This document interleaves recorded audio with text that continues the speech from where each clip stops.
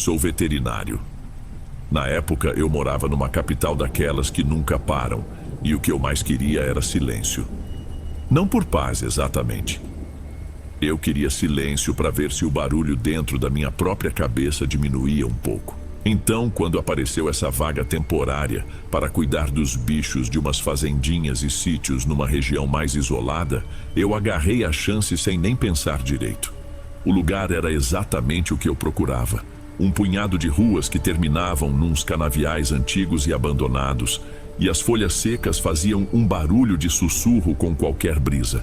As casas eram simples, a maioria com um quintal de terra na frente, e o ritmo era outro. As pessoas passavam devagar, cumprimentavam com um aceno de cabeça e seguiam seu caminho. Não era falta de educação, era só o jeito deles.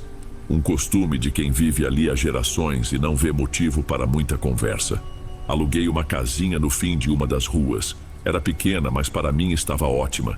Tinha uma varanda na frente e nos fundos, o terreno acabava num barranco que dava para o canavial. As primeiras semanas foram de uma calmaria que eu não sentia há muito tempo. Meu trabalho era simples, a maior parte do tempo atendendo galinhas, umas vacas, os cachorros. Até adotei um vira-lata que vivia rondando a venda local. Chamei ele de Faísca. Ele era arisco, mas acho que nós dois só precisávamos de um pouco de sossego.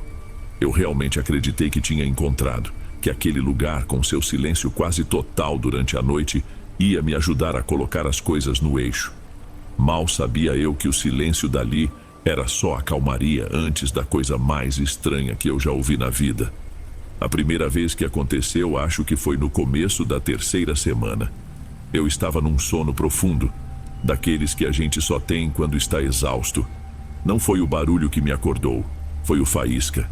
Ele choramingava baixo, um som arrastado, e arranhava a madeira debaixo da minha cama. Abri os olhos, confuso com a escuridão do quarto. Pensei que ele queria sair para fazer as necessidades, acontece. Já vou, garoto, calma, murmurei ainda meio dormindo. Mas ele não parou. O choro ficou mais agudo, desesperado. Foi aí que eu ouvi. Vinha de fora. Era uma nota só, metálica e vibrante, que se repetia num ritmo lento. Um toque metálico e longo, uma pausa de uns 2 segundos, e depois a mesma vibração de novo. De primeira, eu nem soube o que era. Só depois de uns instantes que a ficha caiu. Parecia um berimbau. Mas quem, em sã consciência, estaria tocando berimbau no meio da madrugada? Olhei para o relógio na cabeceira. Os números vermelhos marcavam 3:17. Fiquei sentado na cama, só escutando. Aquele som solitário no meio do silêncio da noite. Não parecia ter uma direção certa. Ora parecia vir do canavial, ora da rua da frente. E o Faísca, ele estava encolhido de um jeito que eu nunca tinha visto, tremendo todo com o rabo entre as pernas. Aquilo durou talvez 1 minuto, 1 minuto e meio. E então, do mesmo jeito que começou, parou. De repente. Não foi diminuindo, simplesmente parou. E o que veio depois foi quase pior. Um vazio. O som dos grilos, dos sapos, qualquer coisa que fizesse parte da noite normal do campo, tudo tinha sumido. O mundo do lado de fora da minha janela parecia ter ficado completamente mudo. Tentei chamar o Faísca, mas ele só se encolheu mais lá no fundo debaixo da cama. E eu fiquei ali, no escuro, com aquela falta de som me incomodando mais do que o barulho estranho de antes. Alguma coisa estava errada. Não era só um vizinho esquisito, era outra coisa. No dia seguinte eu tentei me convencer de que não era nada. Sabe como é? Lugar novo, sons diferentes. Tentei arrumar desculpas lógicas. Talvez fosse algum alarme de uma bomba d'água, uma daquelas antigas, com um som esquisito. Ou quem sabe alguma brincadeira de mau gosto de algum jovem dali. Mas as desculpas não se encaixavam. E o comportamento do Faísca? Aquilo não tinha explicação. Na noite seguinte a dúvida acabou. Exatamente às 3:17 da manhã, a mesma coisa. O choro baixo do cachorro, o som metálico da nota única ecoando lá fora. E depois, o silêncio total. E na outra noite também. Virou rotina. Depois da terceira noite eu não aguentava mais, precisava perguntar. Fui até a venda da dona Adalgisa comprar umas coisas esperando um momento para tocar no assunto sem parecer um maluco. Ela era uma senhora simpática, sempre de bom humor. Enquanto ela passava minhas compras, tomei coragem. Dona Adalguisa, me tira uma dúvida. Comecei tentando soar o mais casual possível. Tem alguém por aqui que mexe com capoeira ou algo assim? Ela parou de ensacar o pão e me olhou. O sorriso que ela tinha no rosto diminuiu um pouco. Capoeira? Acho que não, meu filho. Por quê? É que eu tenho ouvido um som de madrugada. Parece um berimbau. Sempre na mesma hora. A mão dela, que estava parada sobre o balcão, voltou devagar. Ela desviou o olhar para um canto qualquer da prateleira, como se procurasse uma resposta ali. Ah, ela disse num tom que encerrava o assunto. Som de madrugada, a gente aprende a não dar muita atenção. O senhor vai querer mais alguma coisa? O recado foi claro. Fiquei tão sem graça que só paguei e fui embora. Mais tarde, no fim do dia, voltei lá para tomar um café e vi 2 homens mais velhos sentados numa mesa. Pensei em tentar de novo. Sentei perto e comentei como quem não quer nada sobre a noite ser barulhenta de um jeito diferente ali. Um deles, um senhor de chapéu, só balançou a cabeça e continuou olhando para o copo. O outro me encarou por um segundo e disse, com a voz baixa e um pouco rouca: Moço, você é novo aqui. Um conselho, tem coisa que é melhor deixar quieta.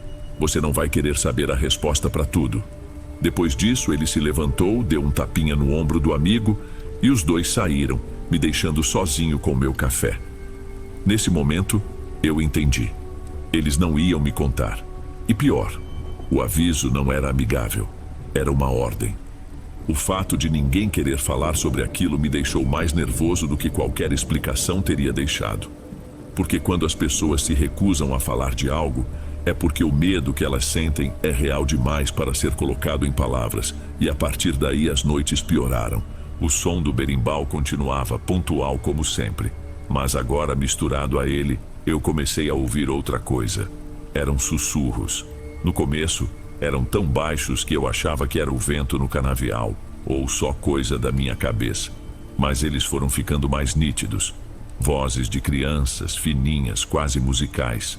E elas não diziam nada com nada. Eram só fragmentos de frases, risadinhas abafadas. Até a noite em que ouvi algo que me deixou paralisado. Entre uma nota e outra do berimbau, uma vozinha disse, clara como água: Você deixou cair. Meu coração disparou. Eu me sentei na cama segurando o fôlego. Essa frase não era aleatória. Ela me levou para um lugar na minha memória que eu passava todos os dias tentando evitar. Um lugar com um balanço de pracinha e minha irmãzinha, a Lorena. Eu tinha só 10 anos e eu a deixei cair. A culpa por aquele acidente era a razão de eu ter ido parar naquele fim de mundo. E agora, no meio da madrugada, uma voz que não deveria existir estava jogando isso na minha cara. O sobrenatural, o inexplicável, de repente tinha se tornado uma coisa terrivelmente pessoal. Eu precisava de uma resposta, não aguentava mais. No dia seguinte, procurei pelo senhor que tinha me dado o conselho na venda. Fiquei sabendo que o nome dele era Zélio e que ele morava numa casinha perto de um riacho. Fui até lá, ele estava sentado na varanda consertando uma rede de pesca. Pareceu nem se surpreender ao me ver. Sabia que o senhor vinha. Ele disse, sem levantar os olhos do trabalho: Seu Zélio, eu preciso entender o que está acontecendo aqui. Eu estou ouvindo coisas. Ele finalmente parou o que estava fazendo e me olhou. O olhar dele era cansado, um cansaço de muitos e muitos anos. Meu neto se chamava Daniel. Ele começou com a voz firme, mas cheia de uma dor antiga. Tinha 7 anos. Numa noite, uns anos atrás, minha filha acordou com o som. Ela não deu bola. Achou que era gente voltando de festa. Quando amanheceu, a cama do menino estava vazia. A janela do quarto aberta. Ele engoliu em seco. Procuramos por toda parte. A polícia veio, gente da cidade vizinha ajudou. Nada, ele sumiu, como se nunca tivesse existido. Aqui, a gente sabe o que é. É o chamado. Quando o berimbau toca, eles vêm passear. E às vezes, quando gostam de alguém, eles levam junto. Eles quem? Perguntei, sentindo a garganta seca. As crianças, as que já foram levadas antes. Ficamos em silêncio por um longo tempo. O único som era o da água correndo no riacho. Antes de eu ir embora, ele segurou meu braço. Rapaz, tome cuidado. Uma vez que eles notam você, eles não esquecem. Naquela noite eu soube que ele estava certo, porque em meio aos sussurros, pela primeira vez, eu ouvi uma das vozes dizer, de forma nítida e infantil, Moisés. Depois que eles disseram meu nome, algo mudou. Não era mais sobre um mistério do lugar. Era sobre mim. Eles me conheciam. Eles sabiam da Lorena. O medo virou uma coisa mais feia, uma violação. E eu cheguei no meu limite. Eu não aguentava mais ficar encolhido na cama, imaginando o que acontecia lá fora. A tortura da dúvida se tornou pior do que qualquer coisa que eu pudesse ver. Na noite seguinte, eu não esperei. Quando o som do berimbau começou, pontual como sempre, eu já estava de pé. O Faísca se arrastava no chão, choramingando, tentando me impedir de chegar perto da janela, mas eu não dei ouvidos. Fui até a sala, que era mais escura. Eu sentia o coração batendo forte na garganta. Minhas mãos suavam. Eu me dizia que era só para dar uma olhada. Só uma.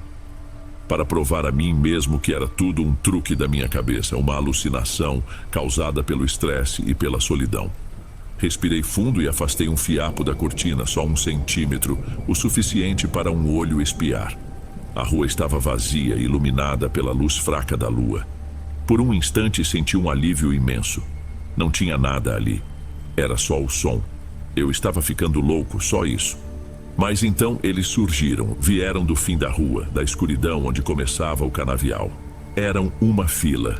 Umas 7 ou 8 crianças caminhando em silêncio absoluto. Seus passos não faziam barulho na terra. Elas se moviam de um jeito estranho, fluido demais, como se deslizassem. As roupas eram velhas, antiquadas, como as que a gente vê em fotos de bisavós. Calças curtas, vestidos de manga comprida. Eu não conseguia ver os rostos direito. Pareciam manchas pálidas, sem feições, como se a escuridão se agarrasse a eles. Senti um enjoo subir pela minha garganta. Aquilo era real. Seu Zélio estava certo. Eu deveria ter fechado a cortina, corrido para o quarto e me escondido debaixo das cobertas como uma criança. Mas eu não consegui. Meus olhos estavam grudados naquela cena. Foi quando eu a vi. No final da fila, um pouco atrás dos outros, vinha uma menina menor. O cabelo dela era curto, cortado de um jeito que me pareceu familiar. Ela usava um vestidinho que, mesmo na penumbra, eu reconheceria em qualquer lugar. Foi um presente meu no último aniversário dela. Meu corpo inteiro se recusava a acreditar. A lógica gritava que era impossível, que minha mente estava me pregando uma peça, usando minha maior dor contra mim. Como se pudesse ouvir meus pensamentos, a procissão parou. E a menina no final, a Lorena. Ela se virou, devagar. Não para a rua, não para os lados. Virou-se na direção da minha casa. Na direção da minha janela. O rosto dela não era o rosto que eu guardava na memória. Estava pálido. Os olhos eram 2 sombras vazias. Mas eu sabia que ela estava olhando diretamente para mim. E então, muito lentamente, ela levantou a mão. A palma aberta, os dedos estendidos. Não era um aceno, era um convite. Eu me joguei para trás, caindo no chão da sala. O ar não entrava nos meus pulmões. Fiquei ali, encolhido no escuro, com a imagem daquela mãozinha pálida que não saía da minha cabeça. O som do berimbau parou, e o silêncio que se seguiu foi preenchido pelo som da minha própria respiração ofegante. Eles não queriam só me assustar. Eles não queriam só me levar. Eles estavam me oferecendo a única coisa no mundo que poderia me fazer abrir aquela porta. Não dormi. Passei o resto da noite sentado no chão do quarto com a luz acesa e o Faísca tremendo no meu colo. Cada estalo da madeira da casa, cada sopro de vento me fazia pular. Eu esperava, a cada segundo, ouvir a batida na porta ou a voz dela me chamando de novo. Assim que o céu começou a clarear, eu comecei a me mover. Não era um plano, era puro instinto. Fui jogando minhas roupas numa mala de qualquer jeito, meus livros numa caixa, os equipamentos de veterinária na outra. Eu só tinha um pensamento na cabeça: sair dali, sair antes que a noite caísse de novo. O Faísca parecia entender.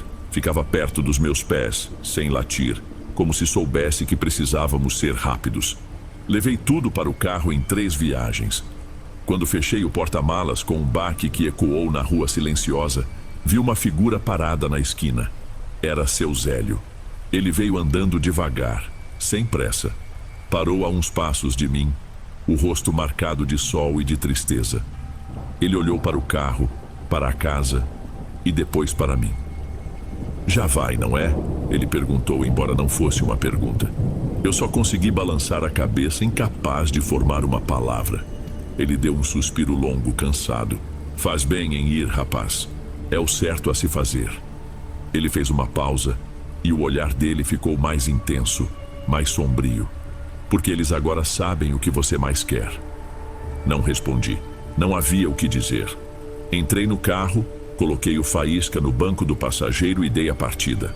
Saí daquele vilarejo pela estradinha de terra, levantando poeira, e não olhei para trás, nem uma vez. Isso foi há 2 anos. Hoje moro em outra cidade, tenho outro emprego, outra vida. Mas a fuga nunca é completa, sabe?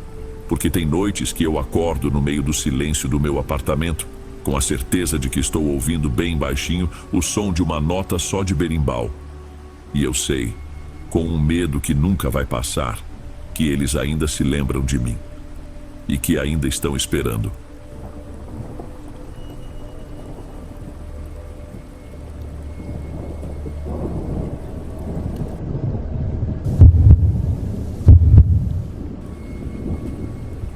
A gente passa a vida inteira aprendendo a desconfiar. Ouve dos pais para não falar com gente estranha. Aprende no trabalho a ficar de olho em quem parece bonzinho demais. Mas e quando o perigo não vem da maldade, e sim de um tipo de gentileza que a gente nem sabe que existe? Uma gentileza que não deveria ser possível. Há uns 2 anos eu trabalhava como vigia noturno em um sobrado comercial, um daqueles prédios mais antigos de bairro, com 2 andares, que durante o dia ficava cheio de gente e à noite ficava um silêncio total. Eu até que gostava. Naquela fase da minha vida, o silêncio era uma boa companhia, uma continuação da paz que eu não tinha mais em casa. Meu turno começava às 10 da noite e ia até às 6 da manhã. A rotina era sempre a mesma. Passava o cartão, dava uma volta geral para checar portas e janelas e depois me instalava na recepção. Dali, eu via a rua deserta, iluminada por aquela luz amarelada dos postes antigos. As horas se arrastavam. Eu lia qualquer coisa, ouvia rádio baixo, tomava um café fraco que eu mesmo passava na cafeteira velha da Copa. Era uma monotonia que me servia, um jeito de deixar a cabeça vazia. O único som, na maioria das noites, era o zumbido baixo do frigobar da Copa ou o estalo que a madeira do piso superior fazia de vez em quando. Eu conhecia cada barulho daquele prédio. Nenhum deles me preocupava. O problema foi quando comecei a ouvir algo que não pertencia àquele lugar. E não era um barulho de fantasma, não do jeito que a gente pensa. Era algo muito mais comum. Passos. Passos lentos na calçada, sempre por volta da 1 da manhã. Comecei a notar depois de umas 2 semanas no emprego. Toda noite a mesma coisa. Eu olhava pela porta de vidro da recepção e via uma senhora. Ela era baixinha, andava meio curvada, com o cabelo grisalho sempre preso num coque bem feito. Mesmo com a noite agradável, ela usava um chale de lã sobre os ombros. Nas primeiras vezes, a gente só se cumprimentava com um aceno de cabeça. Eu de dentro, ela de fora. Um hábito silencioso. Uma noite o ar estava meio abafado e resolvi sair para a calçada por uns minutos. E lá vinha ela, no mesmo instante. Parecia até combinado. Ela parou a uma distância respeitosa e sorriu. Boa noite, moço. A noite está parada hoje, não é? A voz dela era suave, um pouco trêmula. Boa noite, respondi meio sem jeito. Por aqui é sempre assim, graças a Deus. Eu imagino. Meu nome é Alzira. Moro aqui na rua desde que isso tudo era só casa, acredita? Prazer, sou Peterson. A conversa não durou muito, falamos do tempo, da tranquilidade do bairro, mas foi o suficiente para quebrar o gelo. Depois daquela noite, o aceno de cabeça virou um boa noite, trocado através do vidro. Algumas noites depois, enquanto eu tomava meu café aguado, ela parou em frente à porta e bateu de leve no vidro. Abri uma fresta. Desculpe incomodar, Peterson, mas esse seu café parece meio triste. Ela disse, com um olhar quase maternal. Por um segundo, porém, tive a impressão de que o sorriso dela não parecia de verdade, que parecia fixo em algo atrás de mim dentro da recepção escura. Dei uma risada sem graça, tentando ignorar a sensação estranha. É o que tem para hoje, dona Alzira. Imagina, amanhã, se o senhor me permitir, eu lhe trago um café de verdade, feito no coador como deve ser. Eu tentei recusar, claro, disse que não precisava, que era incômodo, todas aquelas coisas que a gente fala por educação. Que incômodo o quê, rapaz? Ela insistiu com uma firmeza gentil. Gosto de ter uma desculpa para esticar as pernas antes de dormir. No dia seguinte, ela apareceu com uma pequena garrafa térmica. O cheiro que saiu dali quando abri era outra coisa. Um café forte, encorpado, que parecia esquentar a gente por dentro. A partir daí, virou um costume.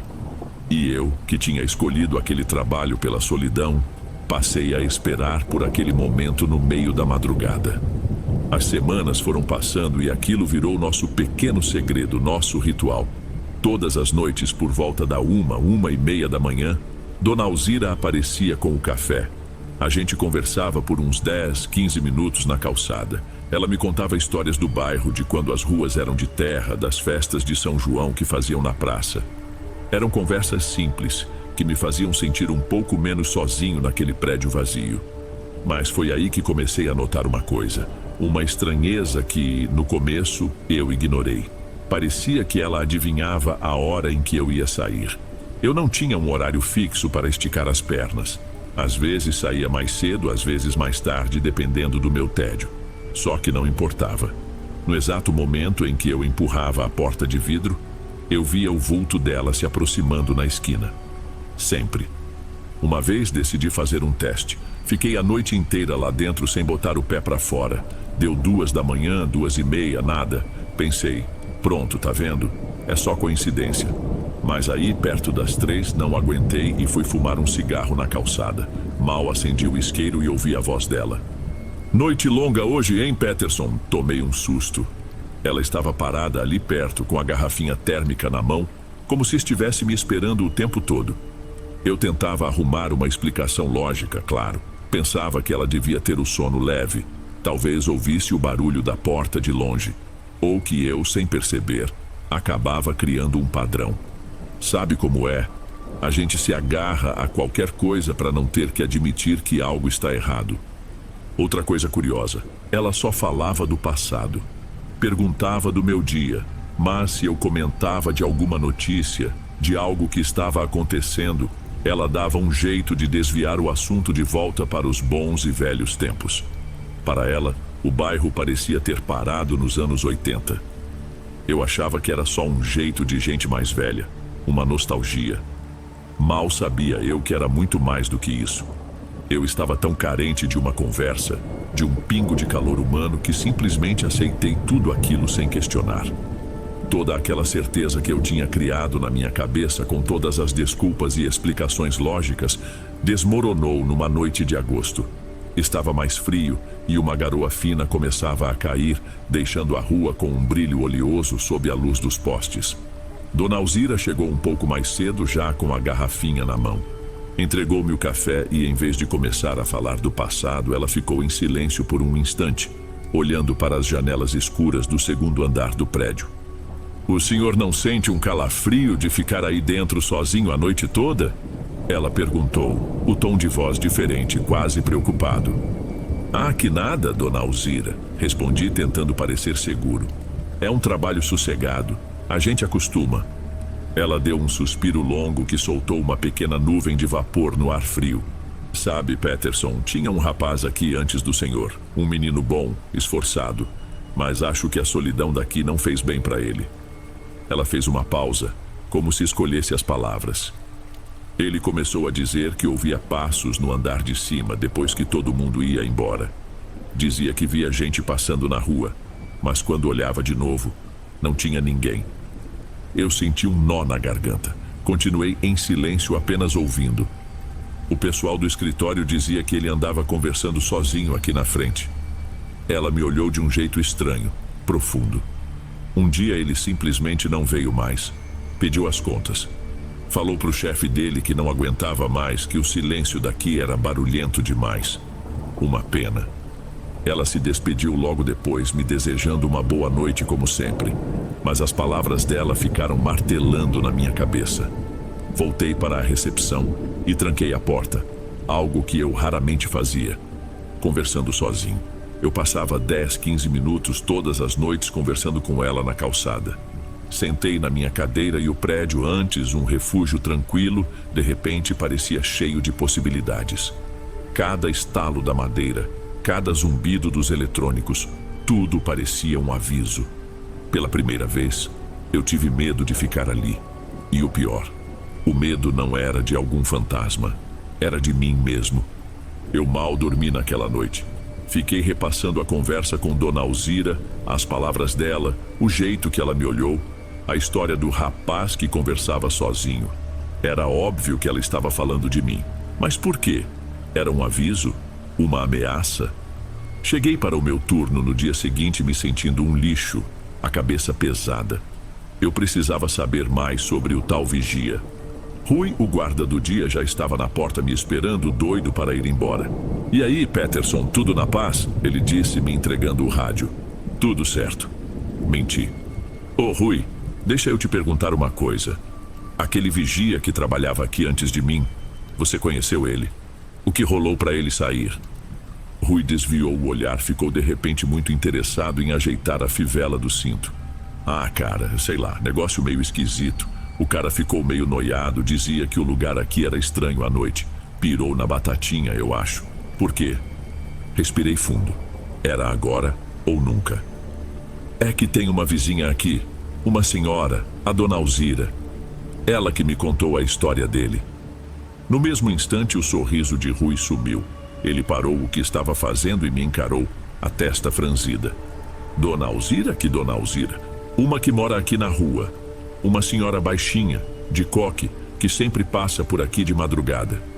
Expliquei, já sentindo um frio na barriga pela reação dele. Rui ficou pálido.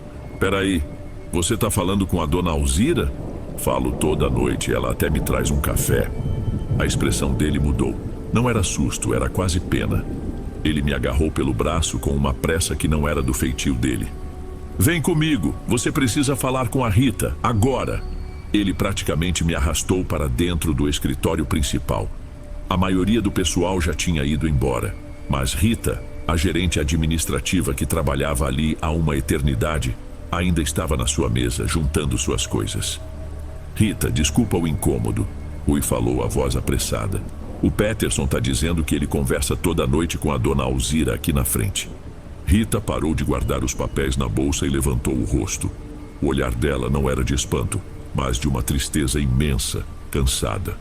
"Peterson, senta aqui um minuto", ela pediu, apontando para a cadeira em frente à sua mesa. "Me diz, como é essa senhora?" Eu a descrevi nos mínimos detalhes.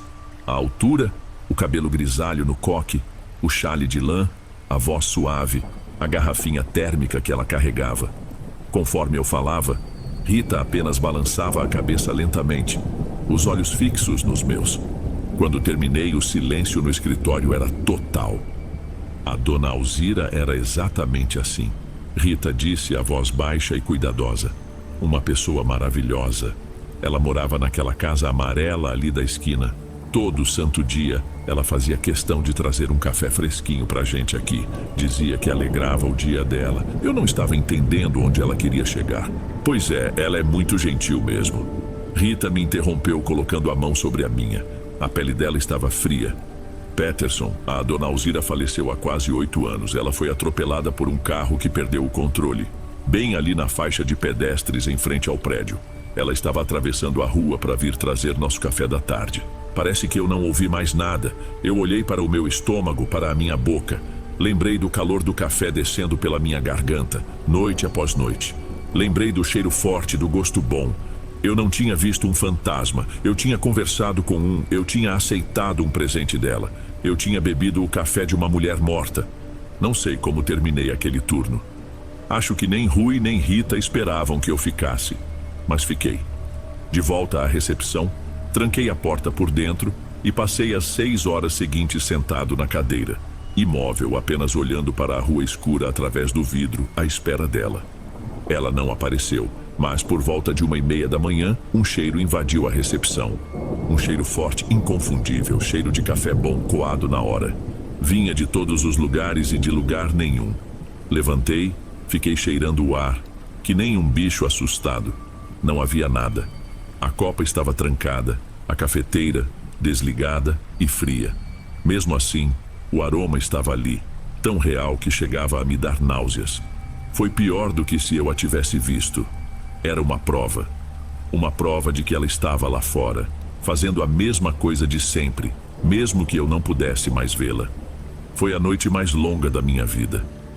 Quando o céu começou a clarear e eu vi a silhueta de Rui se aproximando para me render, senti um alívio que quase me derrubou.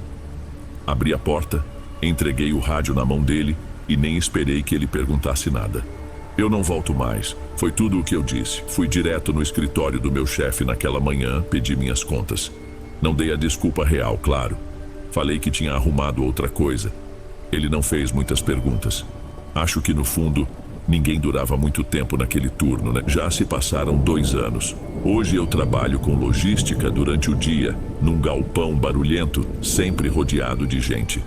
Nunca mais trabalhei à noite.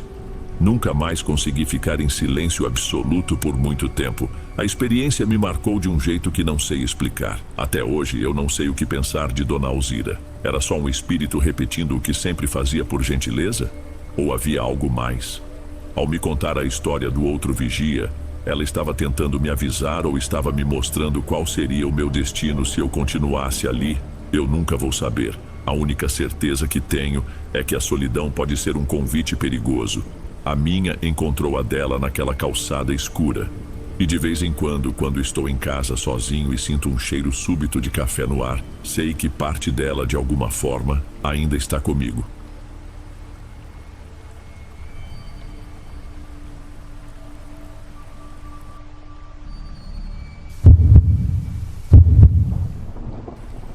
Uma promessa para uma criança é quase uma coisa sagrada, não é? Não tem brecha, não tem letra miúda. É um juramento. E eu tinha feito um juramento para a minha filha, Bruna, que eu estaria em casa para o aniversário de 7 anos dela. Isso aconteceu no ano passado, mas a lembrança ainda é muito nítida. Passo mais tempo na estrada do que em casa, mas esse sempre foi o combinado. Só que daquela vez era diferente. Eu estava voltando de uma entrega que tinha complicado, um atraso na carga que me custou quase um dia inteiro. Eu estava ao volante havia umas 20 horas, com poucas paradas, movido a café e a imagem do rosto da minha filha me esperando. O cansaço era um negócio traiçoeiro. Ele não chegava de uma vez. Vinha aos poucos, pesando as pálpebras, deixando os pensamentos lentos, meio grudentos. A boleia do caminhão, que normalmente é meu mundo, começava a parecer uma caixa pequena demais. Lá fora, a escuridão era total. Era uma daquelas rodovias que parecem não ter fim. Uma linha reta de asfalto cortando o meio do nada por quilômetros e quilômetros. De vez em quando, um outro caminhão passava na direção contrária, e o clarão dos faróis me cegava por um segundo, me lembrando que eu não estava completamente sozinho no mundo. Eu olhava para o relógio do painel a cada 5 minutos fazendo contas que não fechavam. Faltavam umas 4 horas de viagem, talvez um pouco mais. Se eu não parasse, se eu aguentasse firme, chegaria de manhãzinha a tempo de dar um beijo nela antes da festinha que minha esposa estava organizando. Parar estava fora de questão. Eu podia sentir o cheiro do bolo, ouvir a musiquinha de parabéns. A promessa me empurrava para frente. Mas meu corpo estava começando a entregar os pontos. A nuca doía, os olhos ardiam como se tivesse areia dentro. Em um desses trechos sem fim, minha cabeça pendeu para o lado, só por um instante, e o caminhão deu uma leve guinada. O susto me acordou na hora, mas foi de pânico. Foi ali que eu decidi. Precisava parar no próximo posto, Nem que fosse por 15 minutos. Só para jogar uma água no rosto e tomar um café que não fosse o da minha garrafa térmica, que a essa altura já tinha um gosto amargo de requentado. Não demorou muito para umas luzes amareladas aparecerem no horizonte. Um posto. A placa estava meio apagada, mas eu consegui ler o nome. Um daqueles nomes genéricos, Posto Estrela ou Trevo, algo assim. Encostei o caminhão numa área mais afastada, perto de onde os outros brutos estavam estacionados. O silêncio, quando desliguei o motor, chegou a doer no ouvido por um segundo. Desci da cabine sentindo cada osso do corpo. O ar da madrugada era frio, mas limpo. Havia só um frentista, um rapaz novo, e um outro sujeito abastecendo uma picape bem surrada.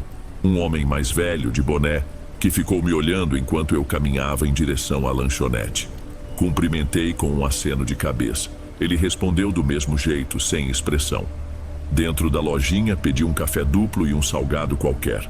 Enquanto o rapaz esquentava no micro-ondas, eu me virei para a porta e vi que o homem do boné tinha se aproximado, agora encostado no batente, olhando para o céu. "Madrugada comprida, hein, chapa?" Ele disse com uma voz arrastada de quem vive por ali. "Nem me fale, mas já está quase acabando", respondi tentando ser simpático. Ele ficou em silêncio por um momento, como se estivesse medindo minhas palavras. "Tem noite que não é boa para terminar na estrada." A frase dele ficou no ar. Eu não entendi direito, achei que era um aviso sobre neblina, ou talvez algum acidente. "Aconteceu alguma coisa na pista?" O homem finalmente me encarou. Os olhos dele eram fundos, tinha um ar cansado, mas um cansaço de anos, não só de uma noite. Não é da pista que eu tô falando, é da noite", ele disse olhando de relance para o céu escuro por um instante. "A de hoje ela tá diferente. É melhor esperar o sol raiar." Ele falou isso com uma seriedade que me deixou sem graça. O frentista me entregou o café, evitando olhar para nós dois. O homem do boné apenas deu um último aceno e se virou, entrando na sua picape.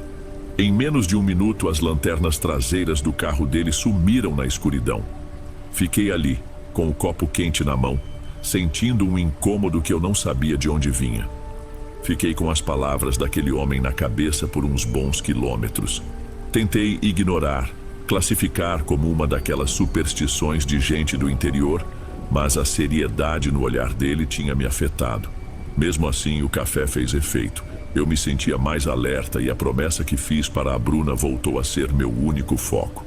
A estrada à minha frente era um breu, um corredor escuro com vegetação dos dois lados que eu não conseguia identificar. Foi então que eu vi, lá no alto, um pouco à esquerda. Era uma luz. Minha primeira reação foi pensar que era um avião, talvez um voo de madrugada. Mas ela era forte demais, um brilho branco e puro, sem piscar. E o mais estranho, estava parada, completamente estática no céu, como se estivesse pregada na escuridão.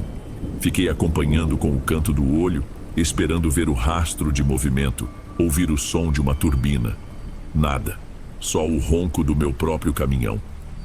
Por um minuto achei que o cansaço estivesse me pregando uma peça, criando coisas, mas a luz continuava lá, inegável. E então, ela se moveu. Não como um avião ou um helicóptero. Ela traçou uma linha reta e perfeita no céu, da esquerda para a direita numa velocidade absurda. E parou de novo, de forma instantânea, sem reduzir a marcha. Como um ponto final numa frase. Nenhum veículo feito pelo homem se move daquele jeito. Meu coração começou a bater de um jeito diferente. Não era medo ainda. Era outra coisa. Uma curiosidade imensa, um espanto que fez o sono desaparecer por completo. Eu diminuí a velocidade do caminhão sem nem perceber o que estava fazendo. Meus olhos estavam fixos naquela coisa. Ela começou a descer e não estava caindo, estava descendo. De forma lenta, controlada, como se estivesse sendo baixada por um fio invisível. A luz parecia pulsar, uma vibração sutil, um brilho que se intensificava e diminuía numa frequência constante, quase como uma batida de coração luminosa. Aquilo tinha vida. Continuei dirigindo, agora bem devagar, e a luz continuava seu trajeto para baixo, parecendo vir na direção da estrada, alguns quilômetros à minha frente. A rodovia começou a fazer umas curvas por uma área de morros baixos e por alguns segundos eu a perdi de vista. Senti uma pontada de decepção, mas ao fazer a próxima curva, lá estava ela. Bem mais perto, bem maior. Não estava mais no céu. Estava flutuando sobre o asfalto, talvez na altura de um poste de energia. Parada, silenciosa, me esperando. O brilho era tão intenso que criava um halo ao redor, impedindo que eu visse o que havia no centro, se é que havia algo. Era só luz. Uma luz que não pertencia a este mundo. Eu não sei explicar o que me fez continuar. Não era coragem. Talvez fosse um tipo de hipnose. Eu fui me aproximando, o caminhão quase em ponto morto. E a única coisa que existia no universo era aquela luz à minha frente. E então as coisas começaram a ficar realmente estranhas. Primeiro foi o som. Ele não diminuiu. Ele simplesmente sumiu. De um instante para o outro. O ronco grave do motor, a vibração na cabine, o zumbido dos pneus no asfalto, tudo desapareceu. Foi como se alguém tivesse apertado um botão de mudo para o mundo inteiro. Olhei para o painel esperando ver tudo apagado, mas não. As luzes ainda estavam acesas. O medidor de combustível marcava o mesmo lugar. Mas o motor estava morto. O caminhão continuou a deslizar por inércia por mais uns 200 metros naquele silêncio absoluto, um silêncio pesado que parecia tapar meus ouvidos. O caminhão parou e eu fiquei ali dentro daquela bolha sem som, a uma distância que eu não saberia medir daquela coisa luminosa. O brilho dela entrava pela janela, banhando o interior da cabine numa luz branca que não fazia sombras. Era uma luz fria, clínica. Meu coração batia. Eu sentia o sangue pulsando nas minhas têmporas, mas não conseguia ouvir. Minha mão, que ainda segurava o copo de café do posto, tremeu. Algumas gotas escuras escaparam pela borda e não caíram. Elas ficaram paradas no ar, na minha frente. Pequenas esferas de café, suspensas e imóveis, como se o tempo tivesse congelado ao redor delas. Eu conseguia ver a fumaça fina que saía de cada gota, subindo numa lentidão que não era natural, se desfazendo como se estivesse se movendo através de uma matéria invisível e densa. Tentei mexer meu braço e foi como empurrá-lo dentro d'água. Um movimento lento, pesado. Piscar os olhos era um esforço que parecia levar minutos para se completar. O pânico começou a subir, mas era um pânico lento, anestesiado, como em um pesadelo do qual não se consegue acordar. Nada mais fazia sentido. Com esse esforço imenso, virei a cabeça para a janela do motorista. O brilho era tão forte que precisei semicerrar os olhos.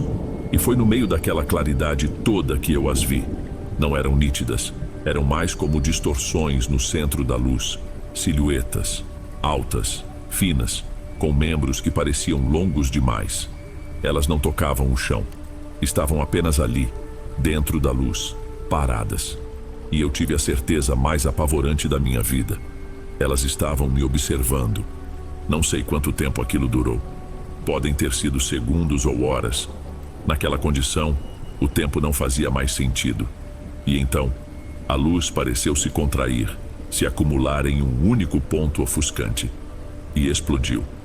Não um som de explosão, uma explosão de luz branca pura. Uma luz que atravessou o vidro, o metal, atravessou a minha pele e meus ossos e preencheu tudo. Não havia mais cabine, não havia mais estrada, não havia mais Kleber. Havia apenas o branco. Tão de repente quanto começou, acabou. O branco se foi e o ronco do motor voltou de uma vez, um som que invadiu a cabine e me fez pular no banco. No mesmo instante, as gotas de café que flutuavam no ar caíram, espirrando no tapete de borracha. A vibração do caminhão voltou, as luzes do painel tremeram, o mundo estava funcionando de novo. Minha primeira reação foi olhar para fora, o coração disparado no peito. Não havia nada, absolutamente nada. A estrada estava escura e vazia. O céu estava salpicado de estrelas, sem nenhum brilho fora do lugar. A luz, as figuras, o silêncio. Tudo tinha desaparecido como se nunca tivesse existido. Será que eu dormi, tive um pesadelo, uma alucinação por causa do cansaço? A ideia pareceu fazer sentido por um segundo. Era a única explicação lógica. Eu devo ter cochilado por um instante e minha cabeça exausta inventou tudo aquilo. Mas então eu me dei conta de uma coisa: eu não estava mais cansado. O peso nos meus ombros tinha sumido, a dor na nuca, a ardência nos olhos, aquela névoa mental que me acompanhava há horas. Tudo se foi. Eu me sentia alerta, ligado, uma energia estranha, artificial, como se tivessem injetado café direto na minha veia, mas sem o nervosismo. Meu corpo estava leve, minha mente estava afiada de um jeito que não era natural. Aquilo não fazia sentido nenhum. A sensação era tão real, tão inegável, quanto o volante nas minhas mãos. O bem-estar físico era a prova mais concreta de que eu não tinha sonhado.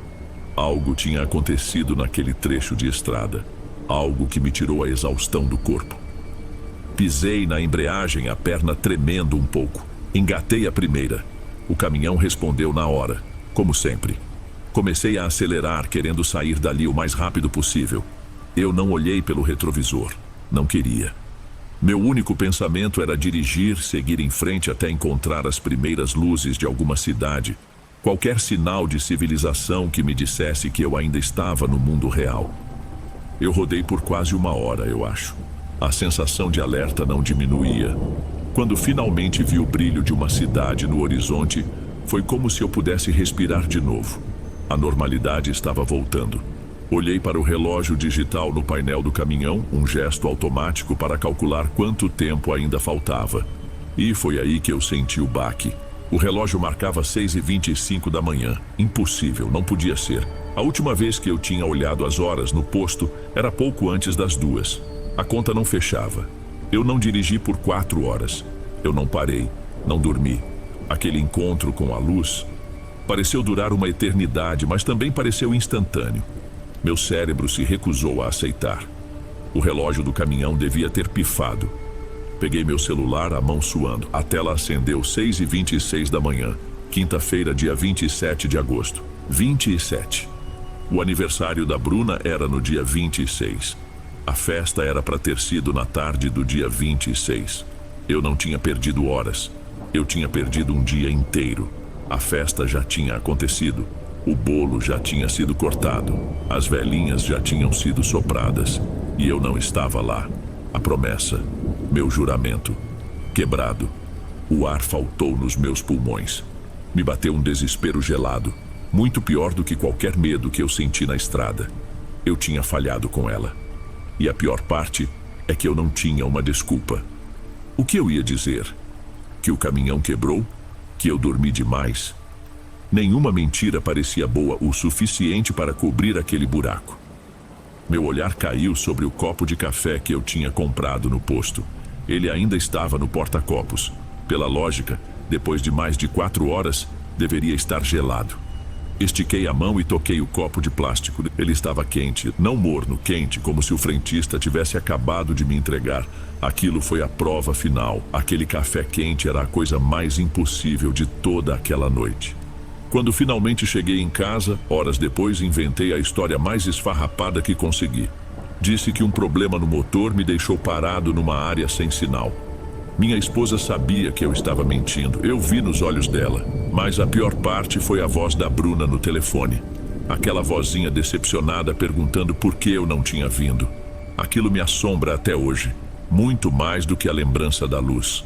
Umas 2 semanas depois, eu notei uma coisa estranha no meu antebraço esquerdo. Uma pequena área onde os pelos nunca mais cresceram. A pele ali é lisa, fria ao toque, não importa o calor que esteja fazendo. Um lembrete silencioso de que naquela noite, na beira da estrada, eu não perdi só o tempo. Eu perdi algo muito mais importante. Bem, amigos, esses foram os relatos de hoje. Espero de coração que tenham gostado e ficarei muito feliz em te ver nos próximos. Agora na tela, estou deixando outros 2 bons vídeos que certamente irão gostar.